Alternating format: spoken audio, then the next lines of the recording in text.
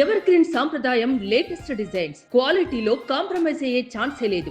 Ambati silks Vijayawada. Tamil Nadu రాజకీయ యవనికపై కొత్త అధ్యాయం మొదలైంది.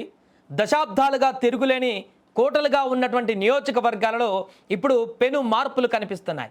ముఖ్యంగా ముఖ్యమంత్రి ఎంకే స్టాలిన్ సొంత నియోజకవర్గం కోలత్తూరులో పరిస్థితి చూస్తుంటే రాజకీయ విశ్లేషకులు సైతం ఇప్పుడు ఆశ్చర్యపోతున్నారు. నటుడు విజయ్ స్థాపించిన తమిళగ వెట్రే కలగం పార్టీ అభ్యర్థి విఎస్ బాబు ఇప్పుడు ముఖ్యమంత్రి స్టాలిన్ వెనక్కి నెట్టి ముందంజలో ఉన్నాడు. నిజానికి చెన్నై నగరంలోని కోలత్తూరు నియోజకవర్గం 2011 నుంచి స్టాలిన్కు కంచుకోటగా ఉంది. గత 3 ఎన్నికలలోనూ స్టాలిన్ ఇక్కడ భారీ మెజారిటీతో గెలుస్తూ వచ్చాడు. కానీ 2026 అసెంబ్లీ ఎన్నికలలో సీన్ పూర్తిగా మారిపోయింది. తాజా లెక్కింపు ట్రెండ్స్ ప్రకారం విజయ్ పార్టీ అభ్యర్థి విఎస్ బాబు 56,966 ఓట్లు సాధించి ముఖ్యమంత్రి స్టాలిన్ కంటే 7,738 ఓట్ల ఆధిక్యంలో కొనసాగుతున్నాడు. స్టాలిన్ ప్రస్తుతం 49,228 ఓట్లతో 2వ స్థానంలో నిలిచాడు.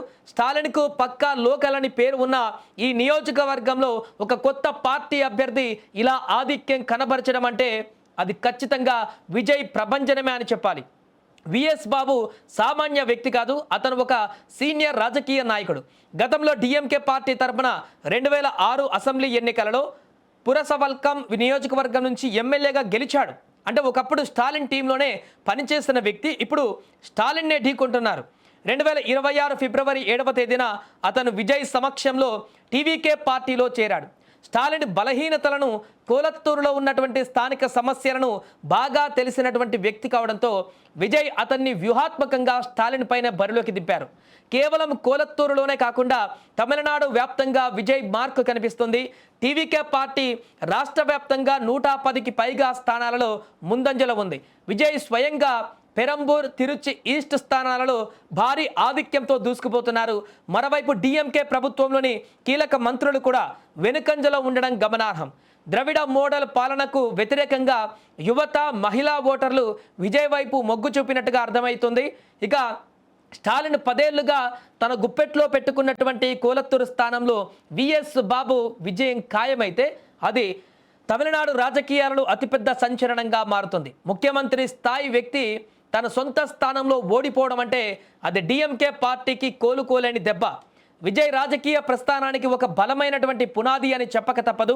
మొత్తానికి విఎస్ బాబు ఇప్పుడు తమిళ రాజకీయాలలో హాట్ టాపిక్ అయ్యాడు. ఏదేమైనా తమిళనాడు వ్యాప్తంగా విజయ్ ప్రభంజనం కొనసాగుతున్నటువంటి సందర్భంలో ఆ యొక్క సునామీలో ఇప్పుడు అక్కడ ఉన్నటువంటి సీఎం కూడా గల్లంతయ్యేటువంటి పరిస్థితి ఏర్పడింది. మరి కాసేపట్లోనే మిగతా రౌండ్స్ అన్ని పూర్తి అయిపోయిన తర్వాత క్లారిటీగా ఫలితాలు ఏర్పడేటువంటి అవకాశం ఉంది. కానీ ఇప్పటి వరకైతే స్టాలిన్ వెనకడుగు వేయడము, టీవీకే పార్టీ నుంచి అభ్యర్థి ముందంజలో ఉండడం అయితే అందరిని ఆశ్చర్యానికి గురి చేస్తుంది.